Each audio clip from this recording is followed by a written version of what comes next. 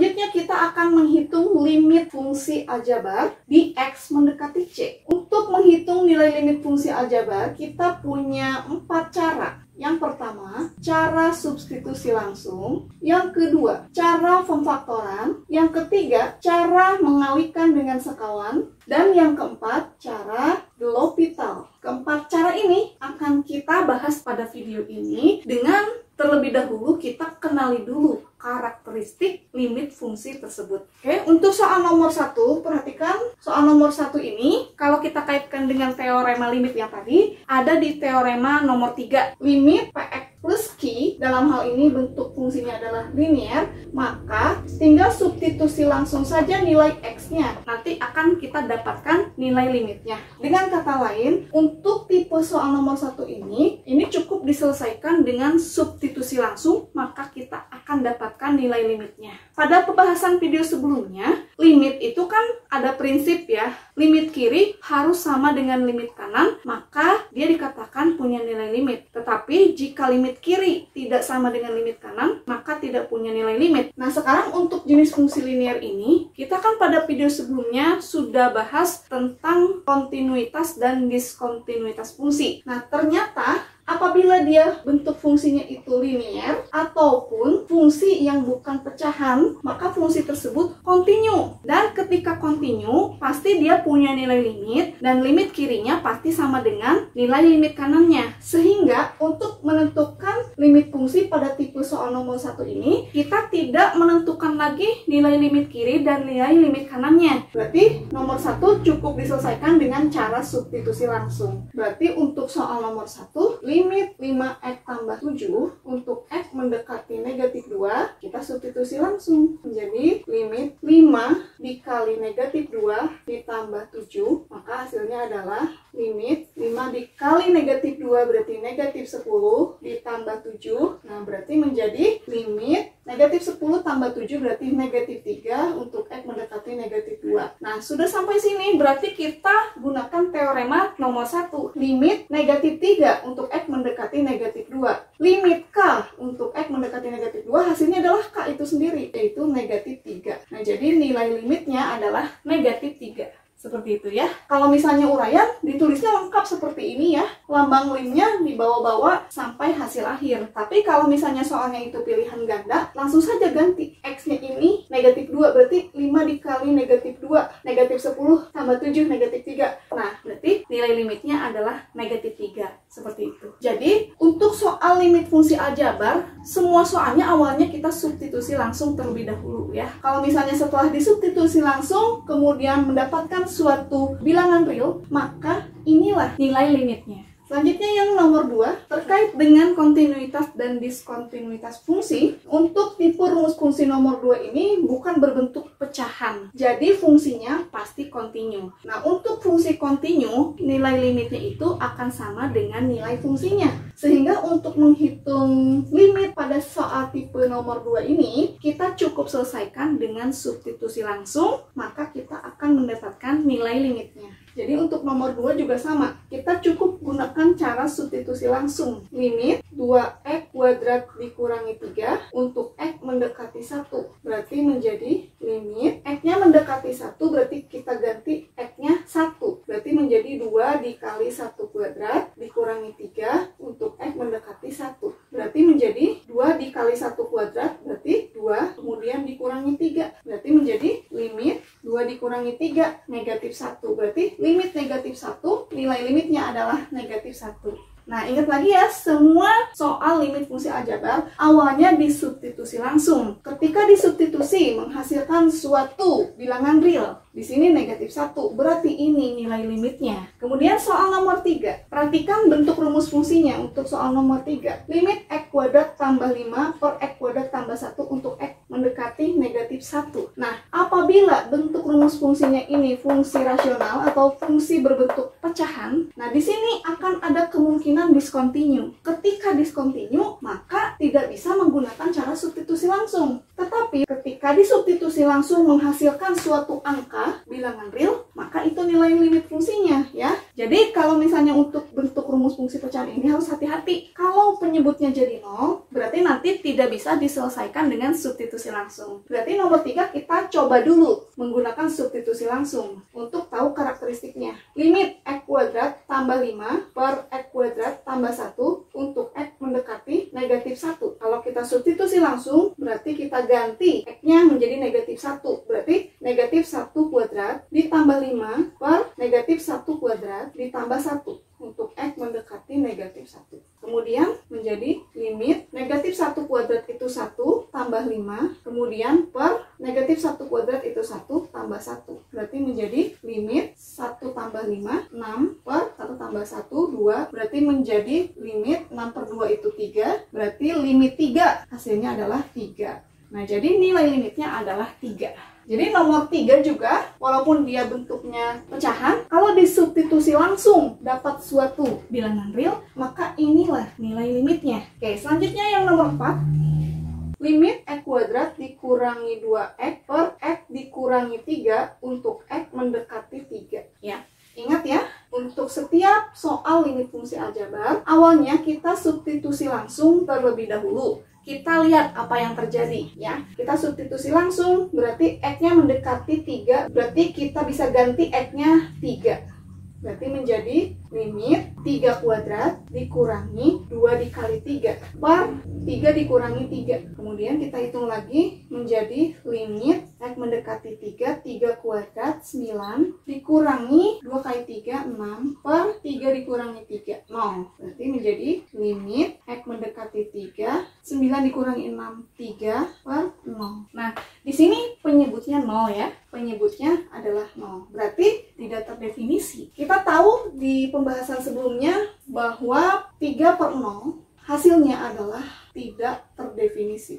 3 per 0 tidak terdefinisi. Kenapa 3 per 0 tidak terdefinisi? Karena 3 per 0 ini bisa kita ubah konsepnya ke bentuk bahwa 3 sama dengan berapa dikali 0.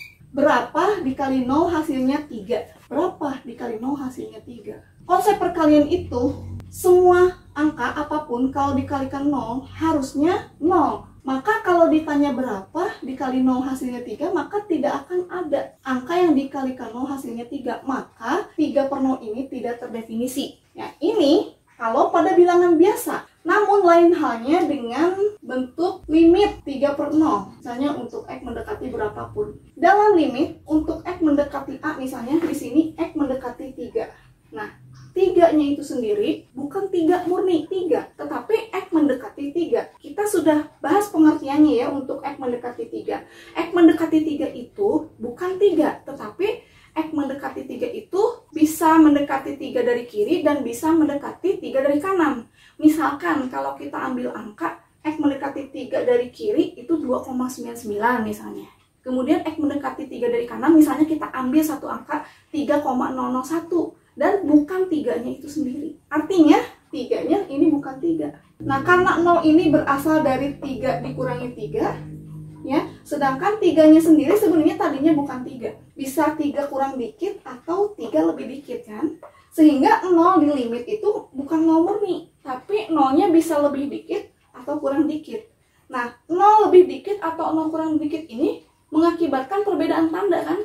Kalau misalnya 0-nya itu kurang dikit, berarti negatif angkanya, tapi angkanya sangat kecil, mendekati 0. Sedangkan untuk 0 lebih dikit, berarti angkanya sangat kecil mendekati 0, tapi dia bertanda positif. Jadi 0 di limit itu diibaratkan angka yang sangat kecil. Kalau pada bilangan biasa, 0 itu gak ada gitu ya, jumlahnya habis gitu. Kalau di limit, ini 0 ini nggak 0 murni, tapi ada sedikit. Misalkan 3 adalah angka yang besar. Misalnya kita punya apel 3. Apel 3 dibagi sangat kecil, berapa hasilnya? Kalau dibagi sangat kecil, kira-kira apel gimana caranya? Misalkan di blender. Di blender, sehalus mungkin kita tidak bisa hitung jumlah serpihannya kan? Nah, makanya di limit itu untuk 3 per 0, berarti angka yang besar dibagi sangat kecil. Maka hasilnya akan tak terhingga banyaknya. Nah, maka di limit itu, limit 3 per 0 ini hasilnya adalah tak hingga. Nah, tak hingga memiliki simbol seperti ini. Kadang seperti ini. Nah, ini dibacanya tak hingga. Jadi ada perbedaan ya, ketika pada bilangan biasa 3/0 itu tidak terdefinisi, sedangkan jika limit 3/0 itu adalah tak hingga. Nah, seperti ini. Oke, kembali lagi ke soal nomor 4 tadi, ternyata hasil akhirnya adalah limit 3/0. Nah, limit 3/0 ini adalah tak hingga. Nah, seperti ini. Nah, ketika disubstitusi langsung, kita menemukan hasil tak hingga. Untuk tak hingga ini, kalau si nolnya ini positif, berarti tadi 3-nya lebih dikit. Tapi kalau nolnya ini kurang sedikit, berarti 3 per negatif. Jadi negatif tak hingga kan? Nah, maka untuk nomor soal 4 ini fokus ya. Ketika kita substitusi, kemudian kita dapat hasilnya itu tak hingga, berarti ini hasil sementara. Kalau hasilnya tak hingga, kita harus cek limit kiri dan limit kanannya. Ingat ya? Kalau kita substitusi nilai X dan limit ini menghasilkan nilai tak hingga, maka harus dicek limit kiri dan limit kanannya. Kita cek.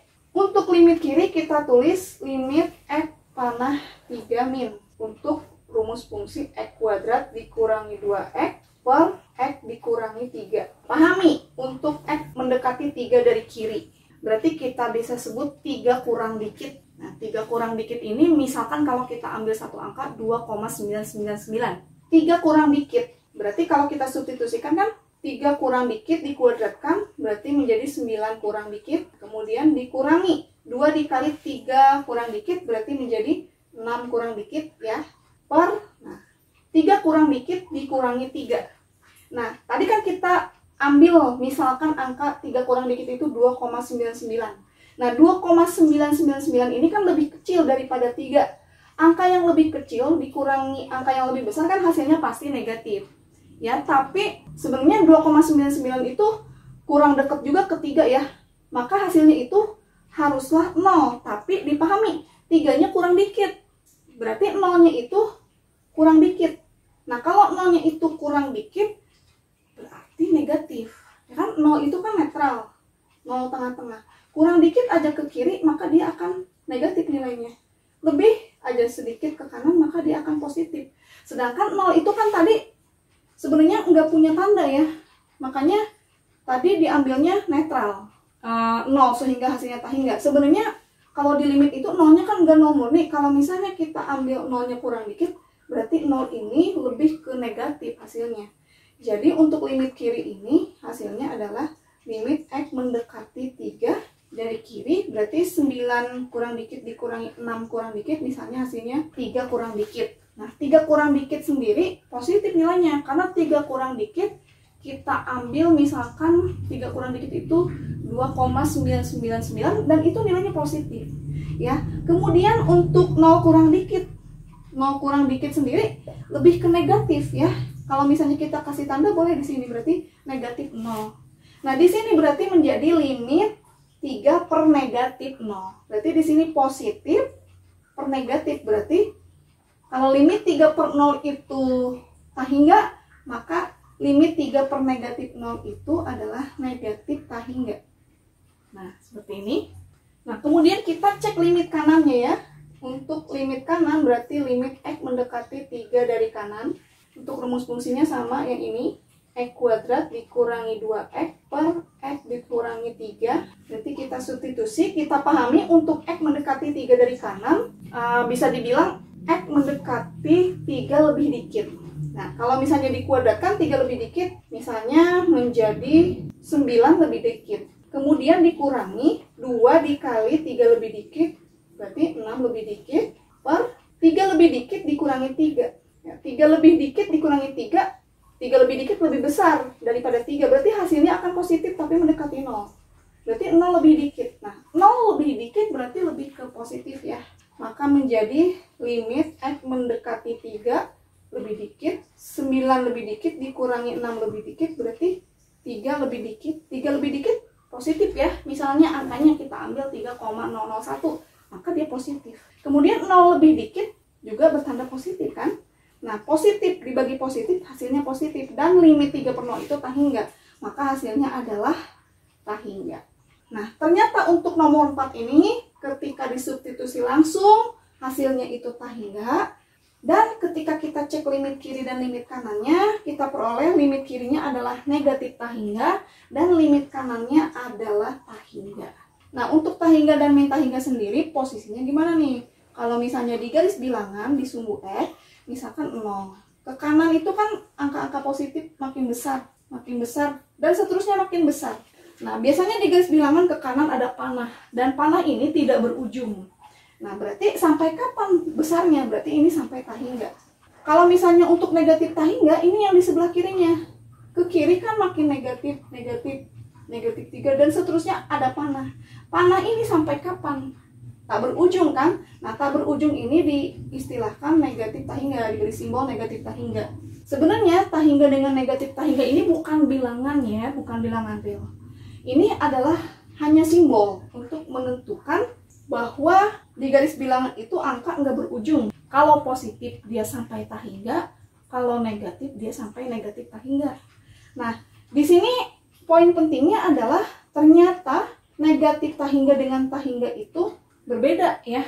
Kalau di garis bilangan bisa diibaratkan posisi tah hingga itu kanan, sedangkan posisi negatif tah hingga itu kiri. Berarti nilai yang jauh berbeda. Nah, khusus untuk nomor 4 ini, kita harus kembalikan lagi ke prinsip limit.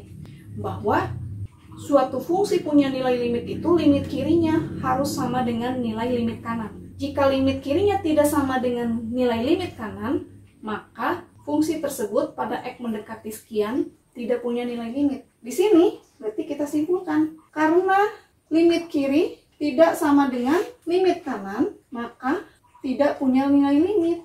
Berarti nomor 4 ini bukan tah hingga jawabannya, tetapi nilai limitnya ini tidak punya atau tidak ada.